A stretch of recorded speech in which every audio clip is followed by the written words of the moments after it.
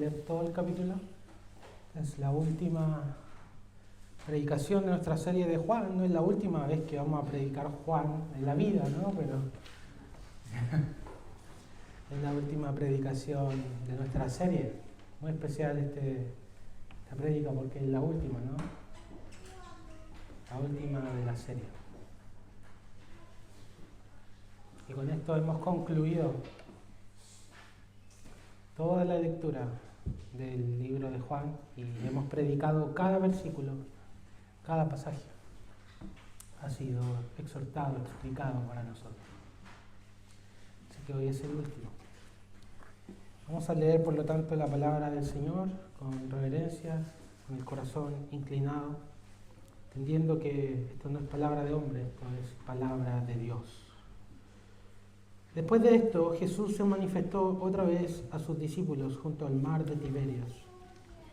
Y se manifestó de esta manera. Estaban juntos Simón Pedro, Tomás, llamado el Dídimo, Natanael, el de Caná de Galilea, los hijos de Zebedeo, otros dos de sus discípulos.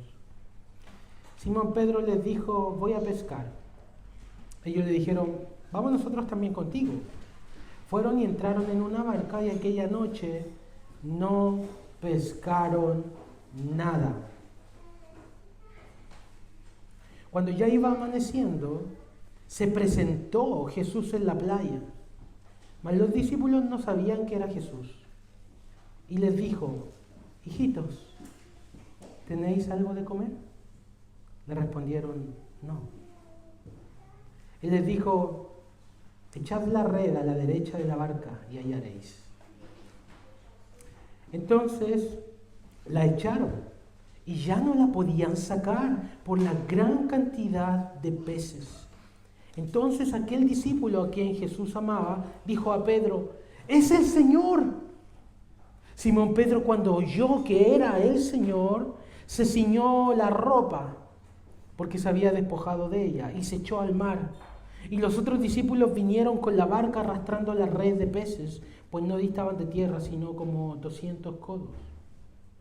Al descender a tierra vieron brasas puestas y un pez encima de ellas y pan. Jesús les dijo: traed de los peces que acabáis de pescar. Subió Simón Pedro y sacó la red a tierra llena de grandes peces, 153. Y aun siendo tantos, la red no se rompió. Les dijo Jesús: venid, comed. Y ninguno de los discípulos se atrevía a preguntarle: ¿tú quién eres?, sabiendo que era el Señor. Vino pues Jesús y tomó el pan y les dio, y asimismo del pescado. Esta era ya la tercera vez que Jesús se manifestaba a sus discípulos después de haber resucitado de los muertos. Cuando hubieron comido, Jesús dijo a Simón Pedro: Simón, hijo de Jonás, ¿me amas más que estos? Le respondió: sí, Señor, tú sabes que te amo. Él le dijo: apacienta mis corderos. Volvió a decirle la segunda vez: Simón, hijo de Jonás, ¿me amas? Pedro le respondió: sí, Señor, tú sabes que te amo. Le dijo: pastorea mis ovejas. Le dijo la tercera vez: Simón, hijo de Jonás, ¿me amas? Pedro se entristeció de que le dijese la tercera vez: ¿me amas? Y le respondió: Señor, tú lo sabes todo. Tú sabes que te amo. Jesús le dijo: apacienta mis ovejas. De cierto te digo, cuando eras más joven te ceñías e ibas donde querías, mas cuando ya seas viejo extenderás tus manos, te ceñirá otro y te llevará a donde no quieras. Esto dijo dando a entender con qué muerte había de glorificar a Dios, y dicho esto añadió: sígueme. Volviéndose Pedro, vio que le seguía el discípulo a quien amaba Jesús, el mismo que en la cena se había recostado al lado de él y le había dicho: Señor, ¿quién es el que te va a entregar? Cuando Pedro le vio, dijo a Jesús: Señor, ¿y qué de este? Jesús le dijo: si quiero que él quede hasta que yo venga, que a ti, sígueme tú. Este dicho se extendió entonces entre los hermanos, que aquel discípulo no moriría. Pero Jesús no le dijo que no moriría, sino si quiero que él quede hasta que yo venga que a ti. Este es el discípulo que da testimonio de estas cosas. Y escribió estas cosas. Y sabemos que su testimonio es verdadero. Y hay también otras muchas cosas que hizo Jesús, las cuales si se escribieran una por una, pienso que ni aún en el mundo cabrían los libros que se habrían de escribir. Amén.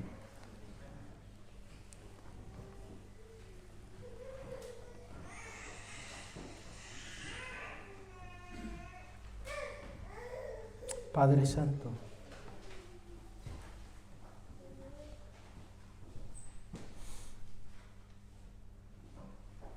que tu nombre sea glorificado, Señor.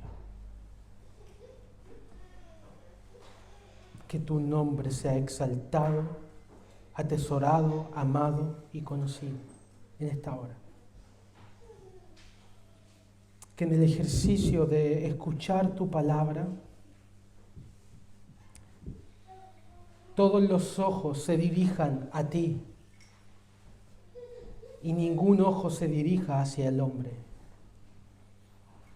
Que en esta hora toda gloria humana quede sepultada a la luz de tu gloria, Señor, de tu poder, de tu amor, de tu generosidad, de tu gracia, de tu perdón, de tu restauración y de tu obra, la cual tú llevas a cabo, Señor, la cual tú avanzas y no los hombres. Permítenos que mientras escuchamos tu palabra, podamos ser edificados, Señor, pues a eso hemos venido. Que seamos tocados en nuestros corazones por el conocimiento vivo de quién eres tú, Jesús de Nazaret. Y que ese conocimiento sea para nosotros como una miel, como un dulce bocado, Señor, para que alimente nuestras almas necesitadas, debilitadas, hambrientas y sedientas de ti. Bendícenos en esta hora y que todo dicho de mi boca sea agradable delante de ti, oh Señor, roca mía y castillo mío. Amén. Como ya adelantaba, este es el último capítulo del Evangelio de Juan. Este es el epílogo de su Evangelio. Como él empezó con un prólogo, recuerdan, en el principio era el verbo era con Dios y el verbo era Dios.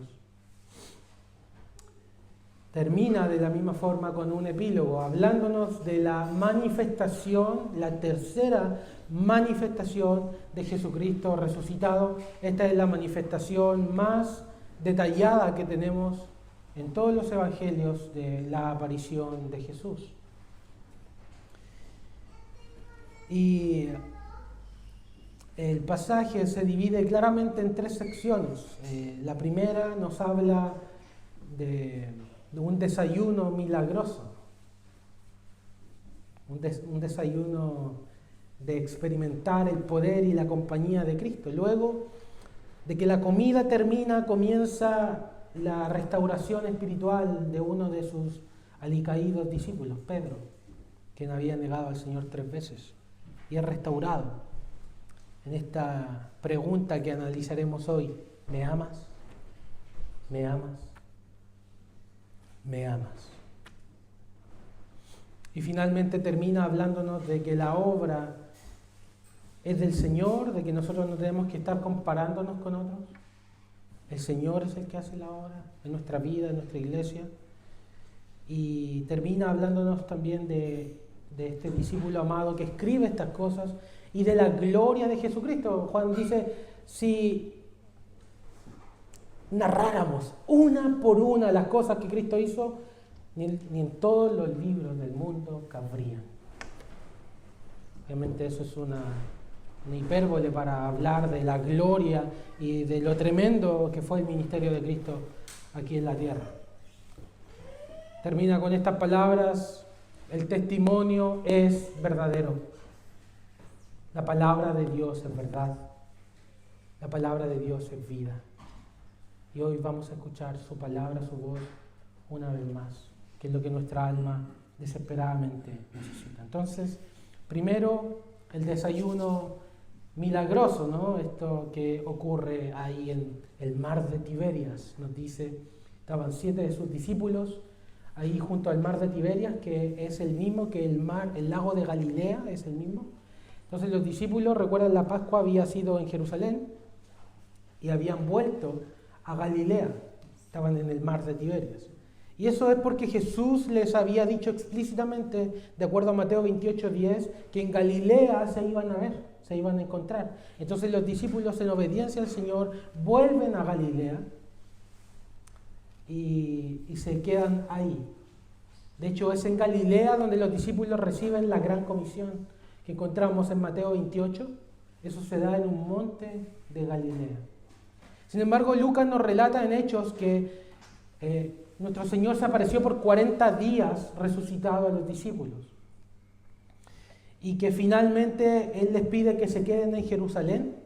Y en Jerusalén es donde reciben la promesa del Espíritu Santo y donde Jesús asciende a los cielos. Entonces, le quiero dar eso para que más o menos tengan en la mente dónde estamos parados en la historia. Entonces, estaban estos discípulos, 7 de ellos, ahí nos dan sus nombres, los nombres de algunos, y sabemos que varios de los discípulos de Cristo eran, por oficio, eran pescadores. Por lo tanto, están ahí esperando a nuestro Señor Jesucristo y Pedro toma la iniciativa, voy a pescar. Obviamente, necesitaban comer, no tenemos que ver eso como un gran acto de apostasía, como que los discípulos están abandonando su llamado. Son seres humanos, necesitan comer. Voy a pescar, vamos a pescar. Y finalmente todos los discípulos le acompañan. Pero el fracaso es rotundo. Nos dice el texto que estaban toda la noche pescando y no pescaron nada.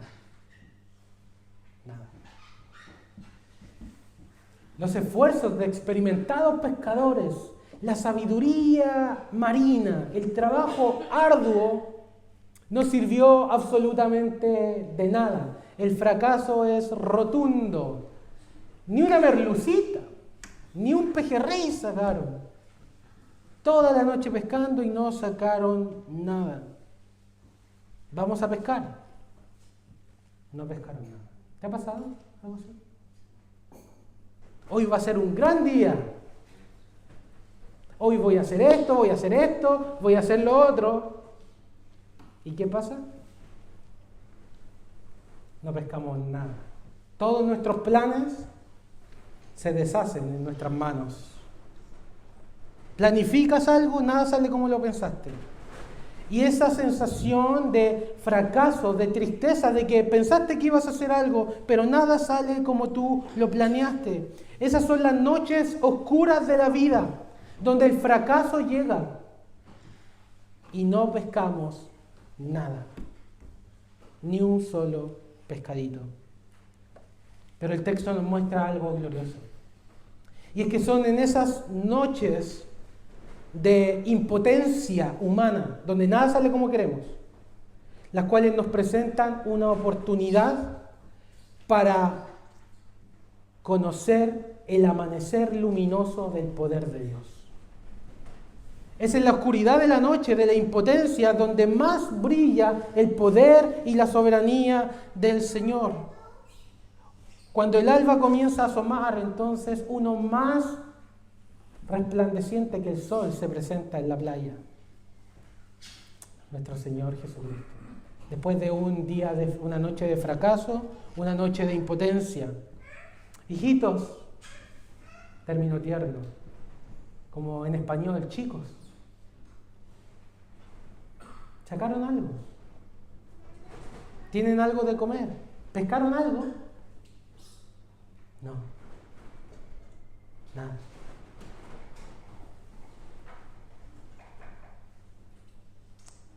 Echen la red a la derecha y hallarán. Y de pronto toda la impotencia y debilidad humana es sofocada por el poder de Dios. El Señor de la creación habla y los peces escurridizos y esparcidos por el mar, que ni uno de ellos picó, de pronto se ponen como un escuadrón. Todos los peces comienzan a reunirse como un escuadrón y no se ponen a la izquierda de la barca, no se ponen atrás ni adelante de la barca, sino donde el Señor de la gloria ha ordenado que todos esos peces estén a la derecha. Y allí se juntan todos. El soberano del mar y toda criatura que en ella hay, habla y da su poderosa voz a la derecha. Y una gran cantidad de peces caen en la red. ¿Caen en la red o fueron enviados a la red por el Señor de la gloria? Esto nos recuerda justamente cuando Jesús llamó a los discípulos que estaban también pescando. Lucas 5 nos relata esa historia. Maestro, toda la noche hemos estado trabajando, nada hemos pescado, más en tu palabra echaré la red. No sé si pueden ver claramente cómo Juan nos está explicando un contraste tremendo entre la impotencia humana y el poder de Dios. Entre el fracaso de los esfuerzos del hombre, como en la facilidad con que Dios con una palabra puede hacer todo lo que nosotros con todos nuestros recursos y sabiduría estamos intentando hacer por mucho y mucho tiempo. Hay una comparación clara, un contraste claro entre el fracaso humano y la facilidad con que Dios, con su poder, puede hacer que las cosas ocurran.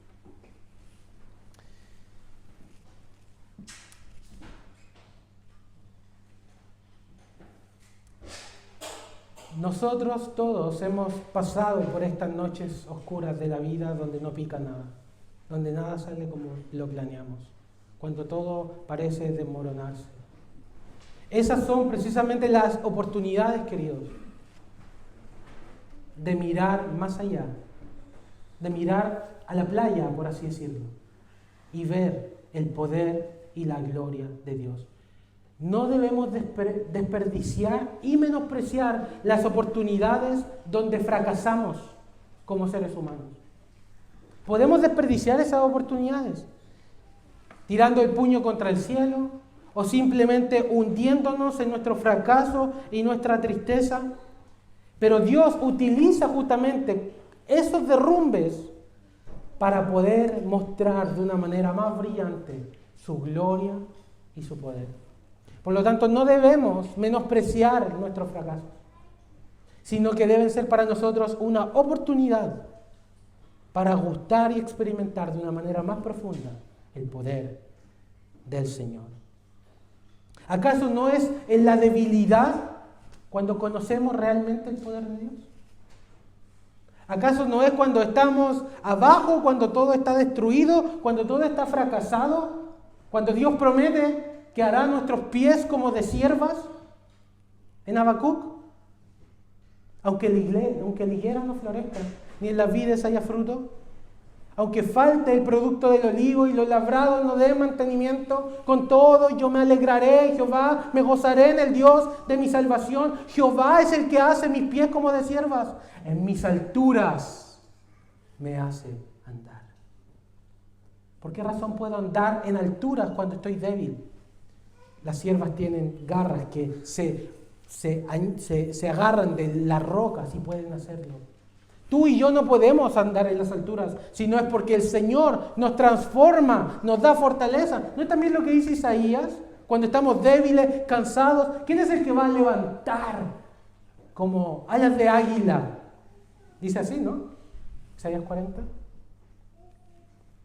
Entonces son esos momentos, los momentos de fracaso, los momentos de debilidad, los momentos de impotencia, los que Dios utiliza en nuestra vida para mostrarnos su poder, para mostrarnos su gloria.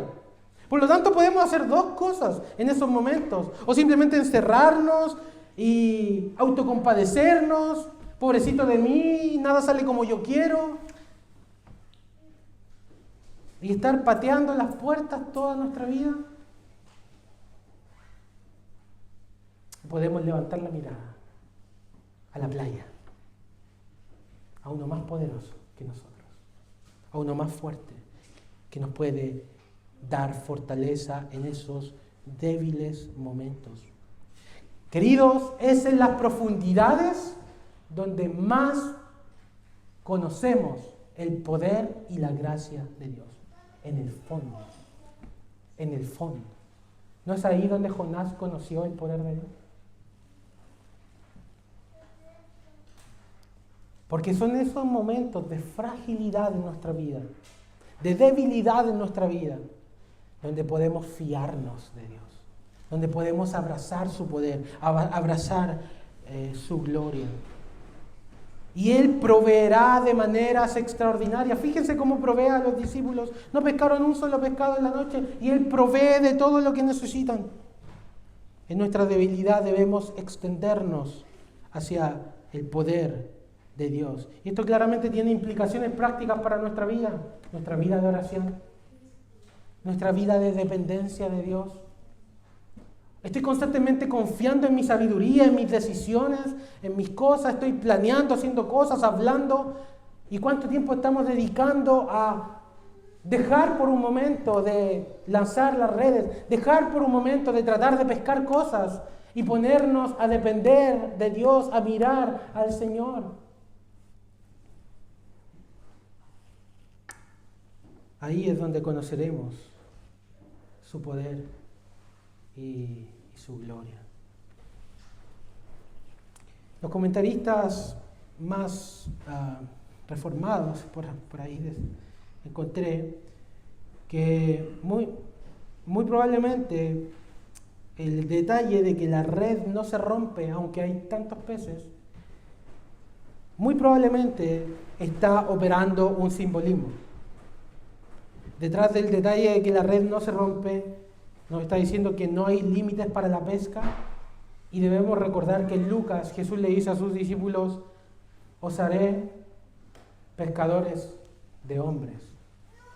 Por lo tanto, esto tiene mucha relevancia para la misión de la iglesia,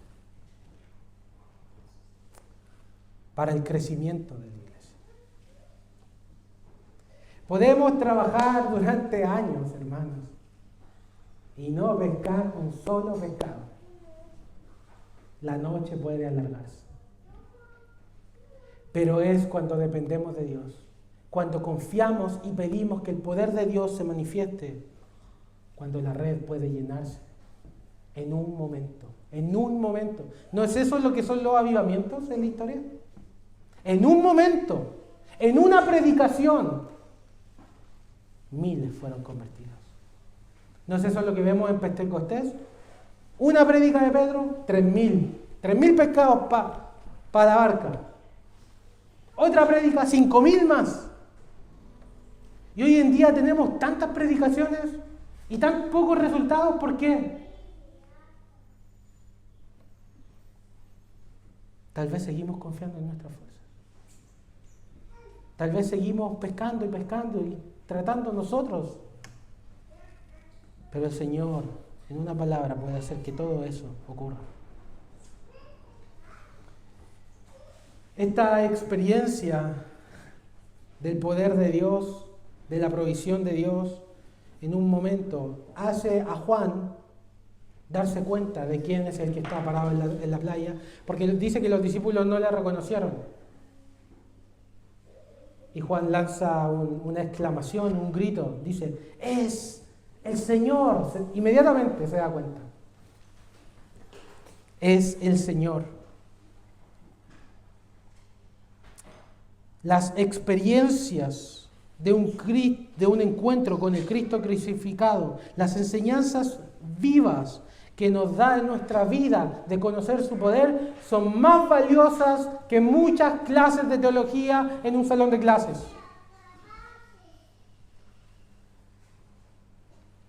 Dios nos enseñará su poder, no necesariamente los miércoles cuando estemos estudiando los atributos de Dios. Dios nos mostrará su poder cuando estemos en la bancarrota, queridos. Cuando estemos en debilidad, cuando estemos en el pozo, ahí mediante la experiencia, el conocimiento de Dios se hace vivo en nuestra vida. Las enseñanzas vivas son las que más calan en nuestra vida. No es en los libros de teología donde vamos a conocer experimentalmente a Dios. Es en la prueba, es en el fracaso, son en las noches de la debilidad, en las caídas. Ahí es donde Dios se revela a nosotros. Ahí es donde todo ese conocimiento intelectual que de alguna forma buscamos se hace vivo, práctico. De nada sirve tenerlo en la cabeza. Solamente. Cuando estamos en esos momentos de debilidad, es cuando más podemos conocer experimentalmente al Señor. ¡Es el Señor! Aquí está. ¿No lo sientes cuando estás débil y de repente viene esa fortaleza de alas de águila? ¡Es el Señor! ¡Es el Señor! Está aquí, está conmigo. ¿No lo sientes cuando sientes el perdón completo de tus pecados en un momento de caída y luego gusta su gracia en oración? ¡Es el Señor! Aquí está. Lo estás conociendo. Estás conociendo su paciencia, estás conociendo su gracia, estás conociendo su inmutabilidad, su amor, su poder, su gloria, a través de una enseñanza viva en medio de la experiencia. Son esos salones de clases de la vida, hermanos, donde realmente Dios prepara los encuentros más gloriosos con su presencia. Ahí es. No necesariamente a la luz de una vela con un libro de teología abierta. Es cuando muere un hijo. Es cuando estamos en problemas. Es cuando todo sale mal en nuestra vida. Es cuando una enfermedad golpea nuestro cuerpo y no podemos levantarnos. Es cuando no pescamos nada en toda una noche. Ahí Dios manifiesta su presencia, su poder, su gloria. Hay una invitación a depender de eso, a depender de Él, a depender de su gloria y no de nosotros mismos. Un predicador de la prosperidad miraría este pasaje y diría, ¿qué diría un predicador de la prosperidad de este pasaje? 153 pescados, 153 millones.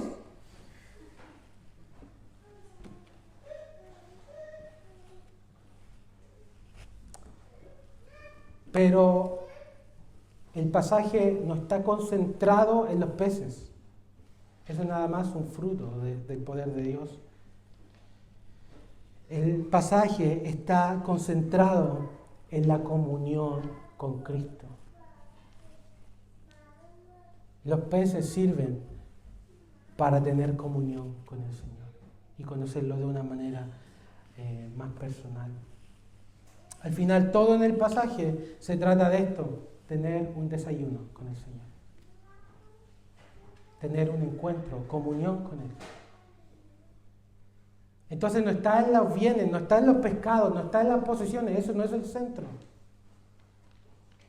Es gustar y deleitarnos en la presencia de Cristo, en un desayuno milagroso. Y Jesús cocina para ellos, llegan a la barca, ¿cierto? Pedro se emociona, el entusiasmo, vamos, directo al agua, a encontrarnos con el Señor. Yo muchas veces me he preguntado, ¿qué haríamos si de repente Jesús se aparece así, como que aparece por la puerta? ¿Qué haríamos?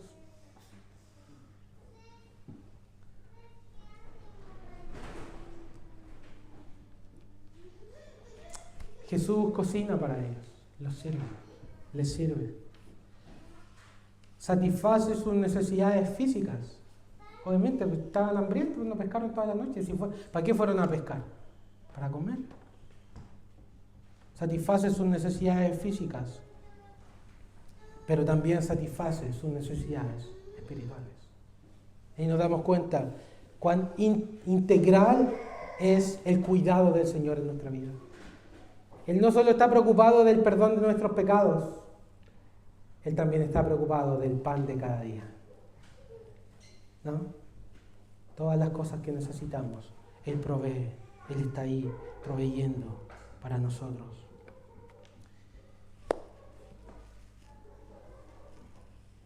¿Cómo está nuestra comunión con el Señor? ¿Cómo están nuestras conversaciones? Nuestros desayunos con Cristo. ¿Tienes desayunos con Cristo? ¿Tienes desayunos con su presencia? ¿Está Él hablándote constantemente todos los días? ¿Estás tú respondiéndole a Él? ¿Cómo está eso en tu vida? ¿Cómo está el altar de la oración en tu vida?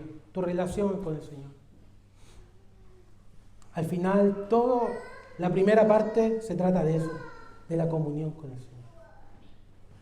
De la comunión con el Señor, de un encuentro personal con Jesucristo. Luego del desayuno en la playa, Jesús se dirige de una manera muy seria y amorosa a su alicaído discípulo, que lo negó 3 veces, Pedro. Nos dice el pasaje, cuando hubieron comido, estaban en la playa, cuando hubieron comido, Jesús dijo a Simón Pedro, Simón, hijo de Jonás, ¿me amas más que estos? Y estas preguntas deben leerse a la luz de lo que Pedro había dicho con anterioridad. Mateo 26:33, respondiendo Pedro les dijo, aunque todos se escandalicen de ti, yo nunca me escandalizaré. Juan 13:37 les dijo Pedro, Señor, ¿por qué no te puedo seguir ahora? Mi vida pondré por ti. Pedro había hablado mucho, había confiado mucho en sus habilidades, en su determinación, en su fuerza de voluntad. Sin embargo, la experiencia de la vida le demostró que el mal estaba en él, que era más débil de lo que pensaba, que no era ese hombre fuerte, sábelo todo, que se las puede todas, sino que era un débil, una débil caña que debía depender de su Señor. Jesús estaba trabajando, por lo tanto, en Pedro, que estaba debilitado por su caída. Y muy probablemente todos lo miraban con otros ojos, hasta él se miraba con otros ojos. No soy el líder que debía haber sido. Lo negué 3 veces. Obviamente nosotros sabemos que Pedro no esperaba a un Señor que fuera a la cruz. Entonces el Señor fue a la cruz y resucitó. ¿Pedro seguiría amando de la misma forma a Jesús? ¿Estaba dispuesto a amar a Jesús tal y como Él era y no como Él se lo había imaginado? Vemos pues que se trata de una pregunta muy importante. Pedro tiene que enfrentarse a la verdad que ésta encierra y tomar una decisión. Simón, hijo de Jonás, ¿me amas? Esta pregunta es de vital importancia y toda otra pregunta y asunto debe ponerse a un lado para enfrentarnos con una sola interrogante, la cual revelará la esencia de nuestra religión y expondrá nuestro corazón en sus motivaciones más profundas y fundamentales. ¿Me amas? ¿Me amas? Y a través de Pedro, y a través de esta pregunta, el Señor, por su Espíritu Santo, a cada uno de nosotros, ¿me amas? ¿Me amas? No está preguntando si vienes a la iglesia. No está preguntando si sirves en la iglesia. No está preguntando si lees tu Biblia o si oras. Sino lo que yace detrás de todas esas cosas. La motivación más profunda, lo que mueve el corazón. ¿Me amas? ¿Me amas? ¿Me amas? Nos examina hasta la médula, lo más profundo y fundamental. ¿Cuál es mi aprecio por Cristo? ¿Lo amo verdaderamente? ¿Lo prefiero? ¿Es Él tal como se me presenta y se revela toda mi pasión y mi gloria? ¿Él es mi gran y primer amor? ¿Arden mis afectos por Él? ¿Estoy enamorado de Jesús? ¿Me amas? Simón, hijo de Jonás, ¿me amas? Y debe ser honesto, porque no es un hombre quien está haciendo esta pregunta. Es el mismo Señor mirándonos a la cara. ¿Me amas? En un tono solemne y cariñoso, como si se dirigiera en esta hora por el Espíritu Santo a tu vida. Hijo mío, ¿me amas? ¿Me amas? ¿Me amas? Hija mía, ¿me amas? ¿Me amas? ¿Me amas? Y responde, sí, Señor. Y te vuelve a preguntar, ¿me amas? Y responde de nuevo y te vuelve a preguntar una y otra vez, ¿me amas? Como si un marido le dijera a su esposa, ¿me amas? Y ella dice, sí, sí, sí, amor, por supuesto que te amo. Y después él la vuelve a mirar y le dice, ¿me amas? Y cada vez que repite la pregunta es como un martillo que nos hunde en la reflexión. Para reflexionar en nuestras acciones, en nuestros afectos, en nuestro tiempo, en nuestras pasiones.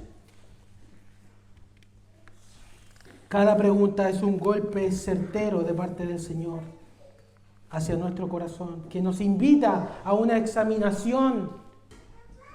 No una respuesta superficial, hermanos, sino una reflexión profunda de lo que motiva y mueve nuestro corazón. Y lo repite una y otra vez, y de nuevo, y de nuevo, y de nuevo. Martillando. ¿Me amas? ¿Me amas? ¿Me amas? ¿No es cierto que Jesús sabe todo? ¿Que Jesús conoce lo que hay en nuestro corazón? Y si sabe lo que hay en nuestro corazón, ¿por qué hace la pregunta? Porque Él quiere escuchar una respuesta sincera de nuestra parte. Él quiere escuchar una respuesta de nuestra parte llena de examinación. Una respuesta sincera. Una respuesta que toque nuestra memoria, que toque nuestra manera de vivir, que toque nuestros sentimientos, que toque aquello que es nuestro refugio. Y entonces respondamos, Simón, hijo de Jonás, ¿me amas? La respuesta de Pedro también es profunda. Pedro ha sido transformado por Dios y está siendo transformado en esta hora. Me refiero al evento, obviamente. Porque el antiguo Pedro, que hablaba mucho, que pensaba poco, que reflexionaba poco, vemos que ese Pedro de alguna forma está siendo moldeado, está siendo lijado por el Señor. Y en la respuesta de Pedro, Pedro no apela a una comparación con los discípulos como antes lo había hecho. Aunque todos estos te dejen, yo te amo más. Pedro una y otra vez responde lo mismo. Tú sabes. Tú sabes, Señor. No responde como si fuera fuerte, como si tuviera una gran determinación de amar a Jesús. No apela a su voluntad o a su resolución. No apela a sus buenas obras. Señor, mira mis obras. Mira todas mis obras. Mira cómo te amo. Porque no tiene ninguna. Ha caído 3 veces. No puede apelar a sus buenas obras. No puede apelar a su voluntad. No puede apelar a su determinación. Solo apela a una cosa. El conocimiento profundo que Jesús tiene de él. Tú sabes, Señor, tú lo sabes. y asume que ese conocimiento del Señor, que es pleno, es un conocimiento también amoroso de Él. Y Jesús, cuando le pregunta por tercera vez, nos dice el pasaje que Pedro se entristeció. Casi como si escuchara en esa tercera pregunta el canto del gallo. Porque Jesús pregunta 3 veces a propósito. Porque Pedro lo negó 3 veces. Así que él reafirma su amor 3 veces. Y en la tercera vez, algo toca el corazón de Pedro. Algo toca su memoria. Algo toca en su vida, en su interior. Y dice que se entristece. El pasaje se entristeció. Porque muy probablemente en esa tercera ocasión recordó cómo cayó, cómo negó al Señor, cómo blasfemó su nombre. Y dijo, yo no conozco a ese hombre. Guarda en tu memoria tus caídas. Guarda en tu memoria tus pecados. No para que estés constantemente culpándote por ellos, sino para que recuerdes cuán frágil y débil eres. Y cuando recuerdes tus caídas, cuando recuerdes tus pecados, que te toque la tristeza, querido hermano, querida hermana. Que te toque ese sentimiento de fallé. Porque ese es el riel que nos lleva a la gracia del Señor. No podemos ir hacia el Señor, hacia su gracia, hacia su amor, hacia su perdón, si no estamos reconociendo cuán débil y frágiles somos y que el mal está en nosotros. Guarda en tu memoria tus pecados, tus más grandes pecados, tus más grandes arrepentimientos. Guárdalos en tu memoria. En la memoria del Señor están borrados, gloria a Dios. Pero tú guárdalos para que recuerdes cuán débil eres, cuán frágil eres, cuán pecador eres. El mal está en ti, el mal está en mí. Pero es esa bendita tristeza la que te conduce hacia la gracia de Jesucristo.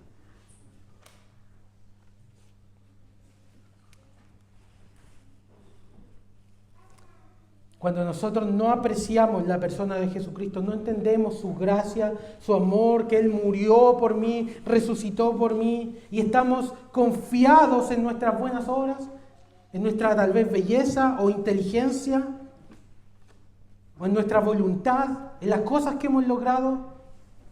Cuando el Señor nos pregunta, ¿me amas? Este tipo de persona, la persona orgullosa, la persona farisea, la persona religiosa, aunque diga que ama a Jesús, no lo ama. Se ama a sí mismo, se ama a sí misma, pero no ama a Jesús. Si vivimos en pecado, si practicamos el pecado, si no nos importan los mandamientos del Señor y practicamos lo que Él aborrece, no le amamos. No le amamos.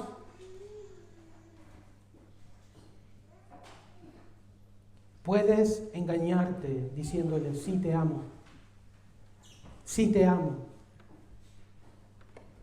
Pero a la vez siendo una persona orgullosa o un libertino hacedor de maldad, no te engañes. No puedes amar a Jesús si no conoces quién es Él y quién eres tú. Un conocimiento real de su gloria y un conocimiento real de tu pecado te llevarán a amarlo y a responder con sinceridad. Sin embargo, muchos hoy podemos responder a esta pregunta que es de fundamental importancia. Es una pregunta que deberíamos repetirnos una y otra vez cada día, cuando estamos en nuestro trabajo, cuando estamos empezando nuestro día, terminando nuestro día y haciendo todas las cosas que hacemos. Preguntarnos por qué estamos haciendo todo lo que hacemos. ¿Me amas? ¿Me amas? ¿Me amas?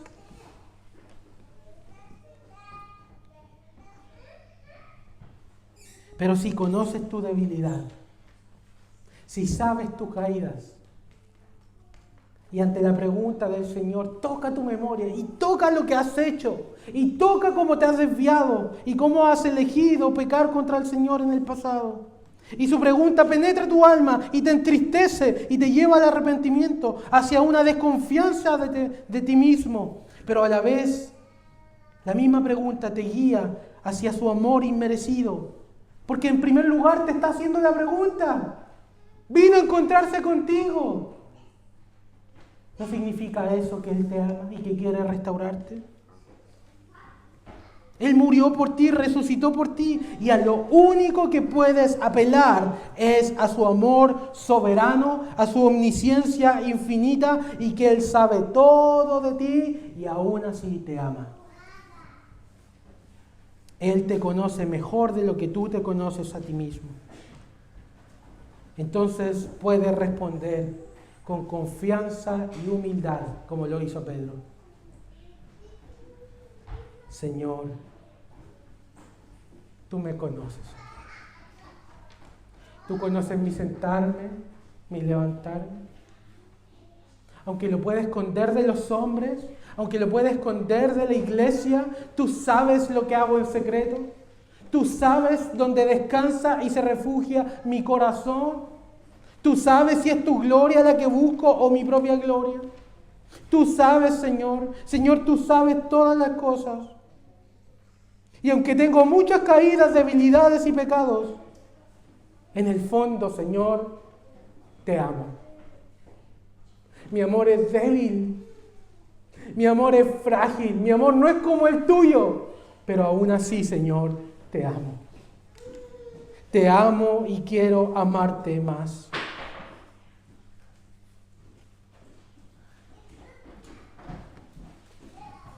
Aun cuando seas el más terrible de los pecadores, tienes esperanza en Jesucristo, que te ofrece hoy su amor como Señor y como Salvador. Crece en tu amor por Cristo. Crece en tu amor por el Señor. Busca amarle más. Busca tener más encuentros con Él para que puedas contemplar su gloria, su gracia, su perdón. Y que puedas decir como David, borra mis pecados. Bórralos. Olvida, Señor, mis transgresiones. Crea en mí un corazón limpio, Dios. Renueva un espíritu recto dentro de mí. He fallado, Señor. Tantas veces he fallado. Pero en el fondo te amo. Aunque no lo demuestre, aunque me cueste, te amo, Señor, y quiero amarte más.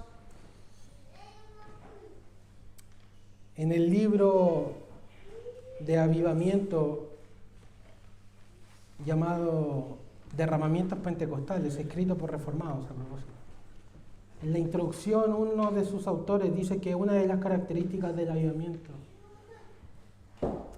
tiene que ver con tres cosas. Uno, una conciencia profunda de la santidad de Dios. Conocemos que nuestro Dios es santo y aborrece el pecado. En segundo lugar, una conciencia profunda de nuestros pecados que nos llevan a un arrepentimiento verdadero. Y en tercer lugar, un creciente amor y valoración por la gracia y la persona de Jesucristo. Es imposible que amemos a Jesucristo si no entendemos lo que Él ha hecho y es para nosotros. Por lo tanto, conócele más, conoce más de su poder, conoce más de su perdón, conoce más de su gracia. Renueva aquellos momentos que has dejado en tu vida, que has sustituido por otros ídolos, por otras fuentes, cisternas rotas que no te llenan. Solo Cristo puede llenarte, como dijo a la mujer samaritana. El que bebe el agua que yo daré tendrá una fuente que salte para vida eterna y no tendrá sed jamás. ¿Esa es una realidad de nuestra vida? Esa confianza, ese amor por Cristo, ¿es una realidad? ¿Me amas? Simón, hijo de Jonás, ¿me amas?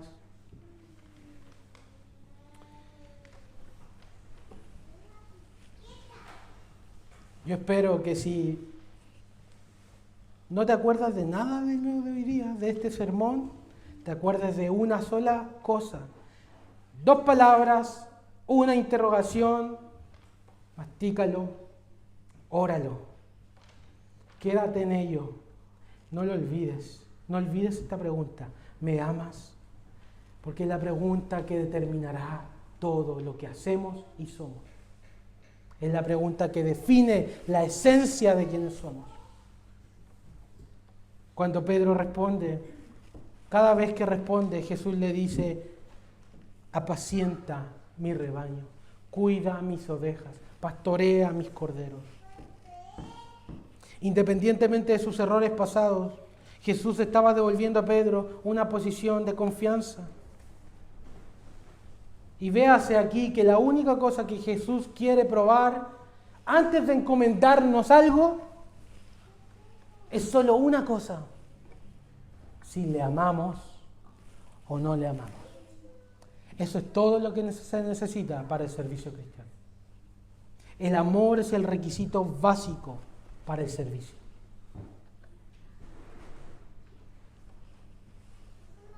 Así que cada uno debe responder esta pregunta. Y debe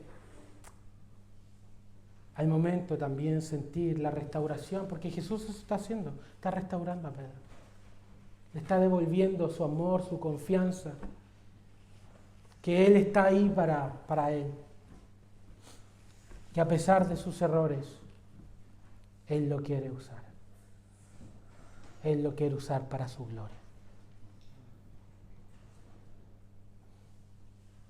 Él le profetiza cómo va a morir. Que va a morir martirizado por manos de otros.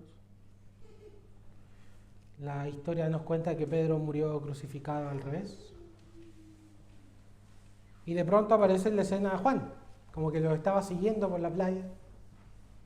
Y Pedro le dice, Señor, ¿y qué va a pasar con...? El Señor le dice, ¿qué te importa a ti? Lo que yo voy a hacer con tu hermano. Si yo quiero que él permanezca hasta que yo venga, no te importa, no es de tu incumbencia, no tienes por qué saberlo. Tú sígueme a mí. Tú sígueme a mí. Eso nos habla de que la obra finalmente es de Dios. La historia y la obra son de Dios. Y como Él hace en un discípulo y como Él hace en otro discípulo, es de acuerdo a su santa voluntad. Si Él pone a un discípulo en un servicio, si lo pone en un lugar, es Dios quien lo ha puesto ahí.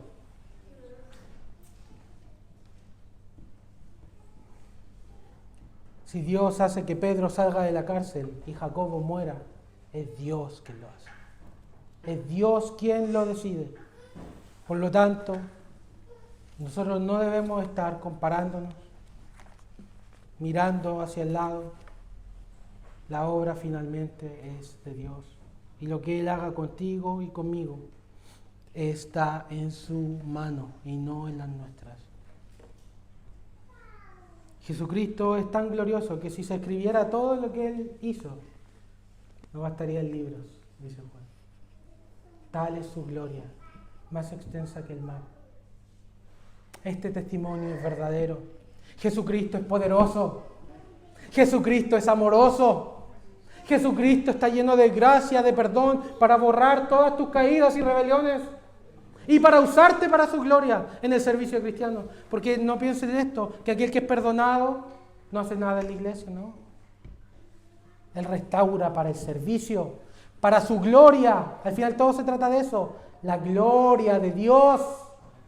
¿Cómo glorificaremos a Dios? ¿Cómo glorificaremos al Señor? Ese es el lenguaje que Jesús usa para hablar a Pedro cuando le dice la forma como él iba a morir. Y Juan lo aclara, le dio a entender de qué forma iba a glorificar a Dios con su muerte. Todo lo que hacemos es para la gloria de Dios si lo hacemos amando y mirando a Jesucristo, Dios será glorificado. El poder de Cristo en medio de tu debilidad. El perdón y la restauración del Señor en medio de tus caídas. Y finalmente cómo Él nos usa para el avance de su reino y para la gloria de su nombre, la extensión de su iglesia en este lugar y hasta los fines de la tierra. Amén.